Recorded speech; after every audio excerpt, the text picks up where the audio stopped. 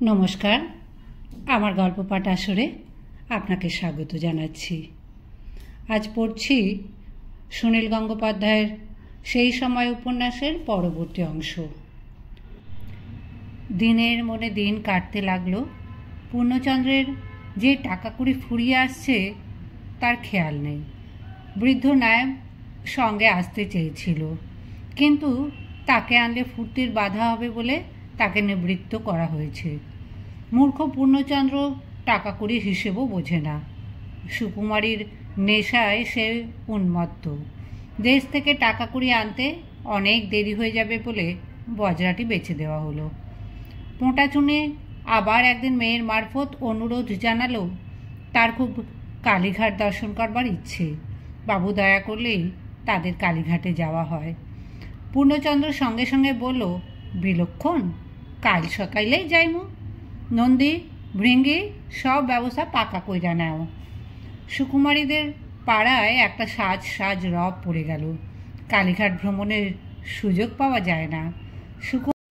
সুকুমারী পূর্ণচন্দ্রের কাছে আবদার ধরে বলল, কালীঘাটে শুধু আমরা যাব? আমার সই, মিতিন, গঙ্গাজল, মকর, চোখের বালি, মনের কালী, নয়নতারা এরা যাবে না? পূর্ণচন্দ্র বললেন, কেন যাবে না? হকগুলডি যাবে। সুকুমারী পূর্ণচন্দ্রের গাল টিপে আদর করে বলল, ওরে আমার হকগুলডি রে, ওরে আমার ক্যান রে, এই জন্যই তোমায় আমার এত ভালো লাগে। দেখা গেল সব মিলিয়ে যাবার মানুষ 48 জন। নন্দী বলল, হুজুর, এটা আপনার একটা যোগ্য কাজ হয়েছে। তীর্থস্থানে বড় দঙ্গল না নিয়ে গেলে পাণ্ডারা বড় হ্যাটা করে।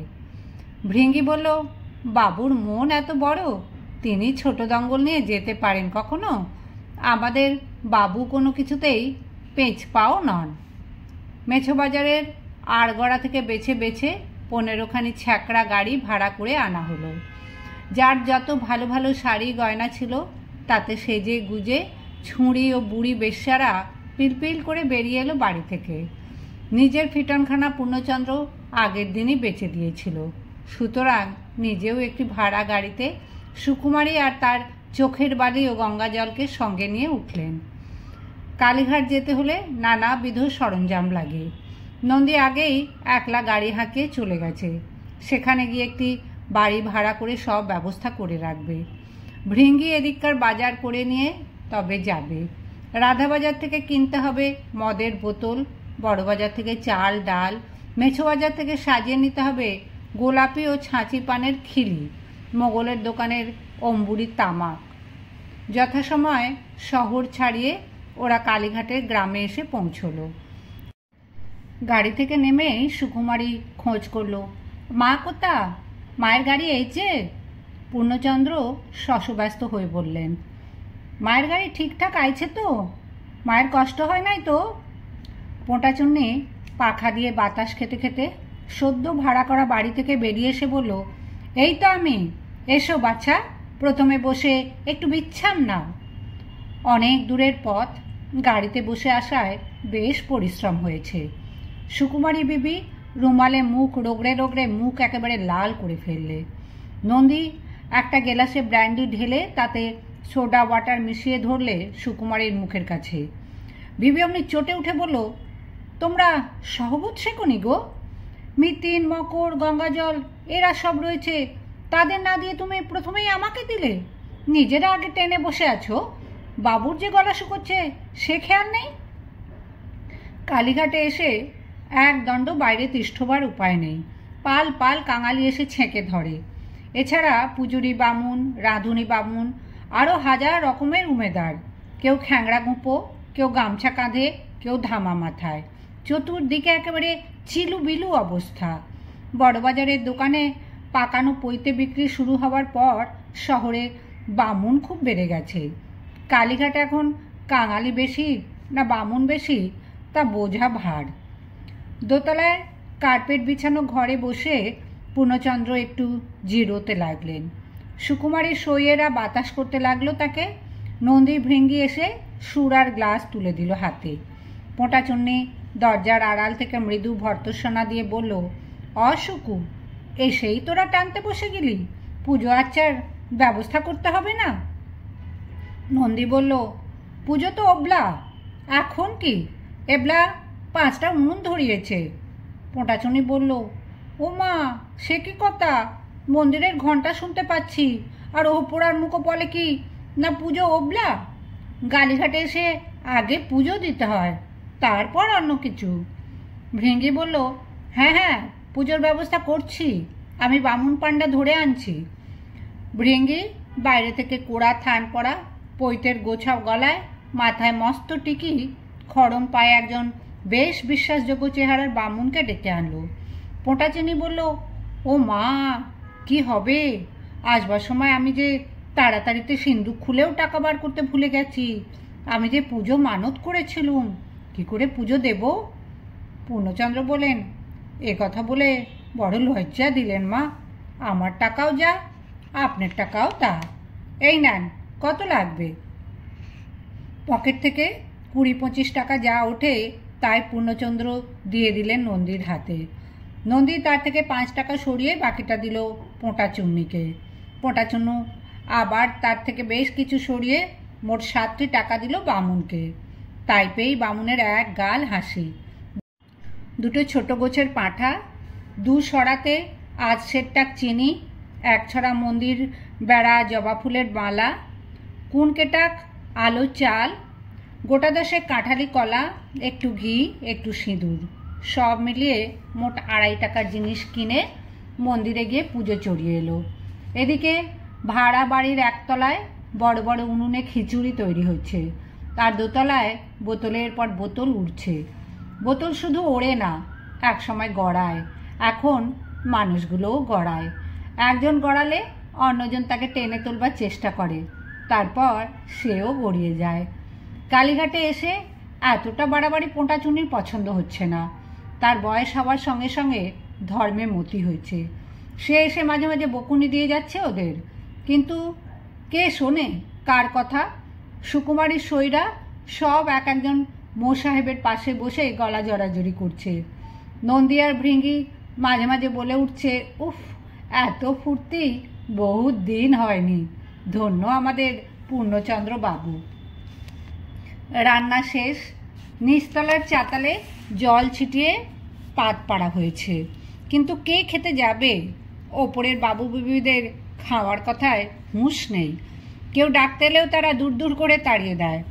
চাকর নফর পাইক আর অন্যরা গান্ডে পিণ্ডে গিলতে লাগলো গরম খিচুড়ি, রুই মাছের কালিয়া, পাঁঠার পোলাও, আলুর দম, হাঁসের ডিম, তালদা বাঁশের চোঙায় জমিয়ে ধোঁকা। বেলা গড়িয়ে বিকেল পড়ে এলো। মদের বোতল সব শূন্য, তবু পূর্ণচন্দ্রের তৃষ্ণা মেটেনি।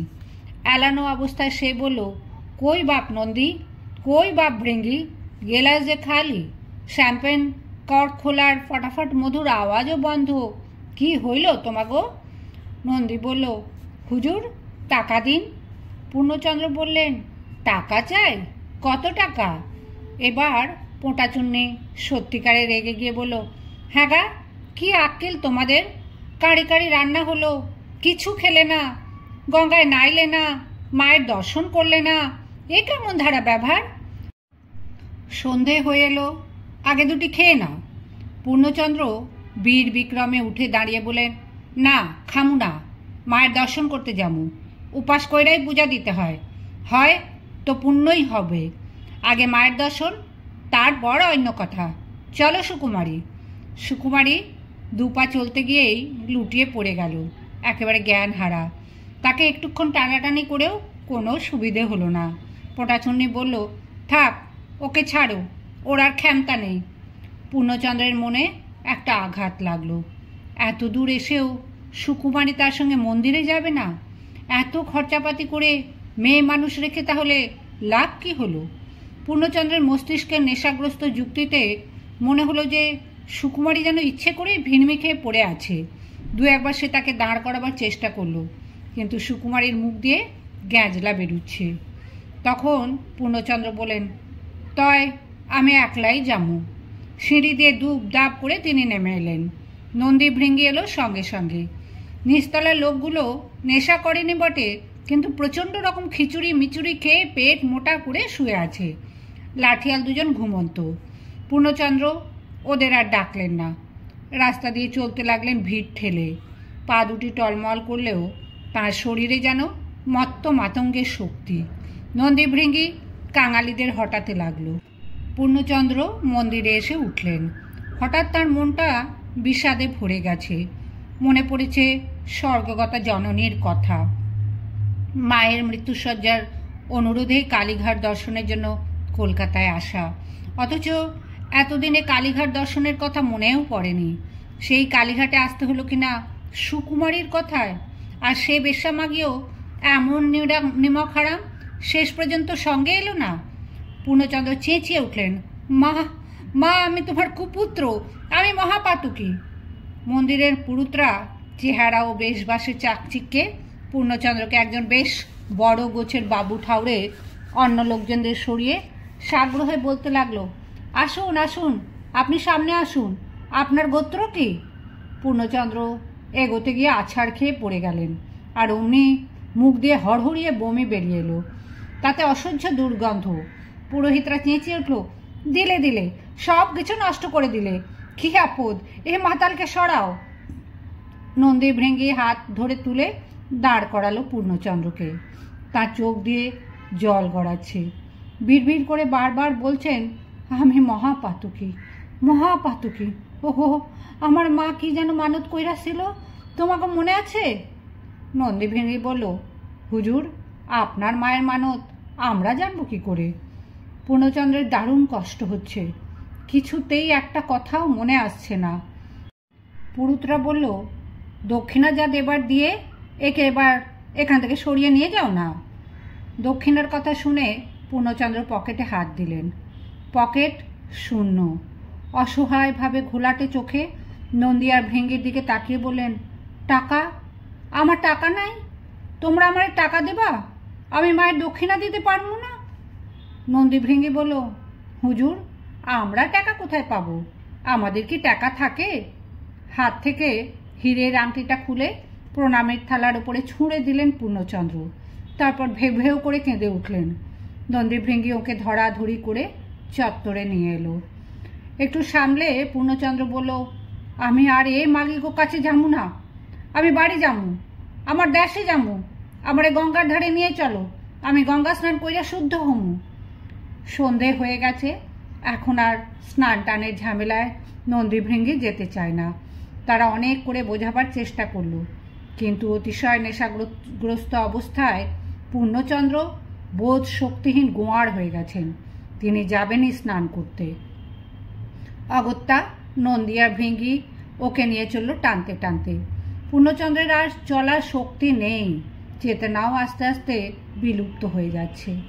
গঙ্গার একেবারে কাছাকাছি এসে আর পারলেন না, একেবারে পাথরের উপর পড়ে গেলেন মাটিতে। আদি গঙ্গার ঢালু পাড়ে তার মাথাটা নিচের দিকে ঝুলে রইল। নন্দী ভৃঙ্গিকে বলল, থাক, এখানেই পড়ে থাক, এ বেটা ছিবড়ে হয়ে গেছে। ভৃঙ্গি বলল, দেখ না ট্যাঁকে কিছু নুকোনো আছে কিনা। দুজনে হাঁটু গেড়ে বসে ভালো করে পূর্ণচন্দ্রের ট্যাঁক ও পকেট পরীক্ষা করে দেখল। না, আর কিছুই অবশিষ্ট নেই। সুতরাং এর জন্য আর সময় নষ্ট করার কোনো মানে হয় না ভেবে চলে যেতে গিয়েও দুজনে আবার থমকে দাঁড়ালো। দুজনের মনে একই কথা এসেছে, বেটার জামা কাপড়গুলোও তো দামি, সেগুলিই বা বাদ থাকে কেন? কাছে ফিরে এসে ওরা পূর্ণচন্দ্রের সমস্ত পোশাক খুলে নিল, পায়ের জুতো জোড়া পর্যন্ত। সব কিছু নিয়ে একটা পুঁটলি বেঁধে উঠে দাঁড়ালো দুজনে। আবার ওরা চোখাচোখি করলো। ঠিক একই কথা আবার দুজনের মনে এসেছে। দুজনে দুপাশে সরে গিয়ে পূর্ণচন্দ্রের নগ্ন নিতম্বে সপাটে লাথি কষালো কয়েকবার।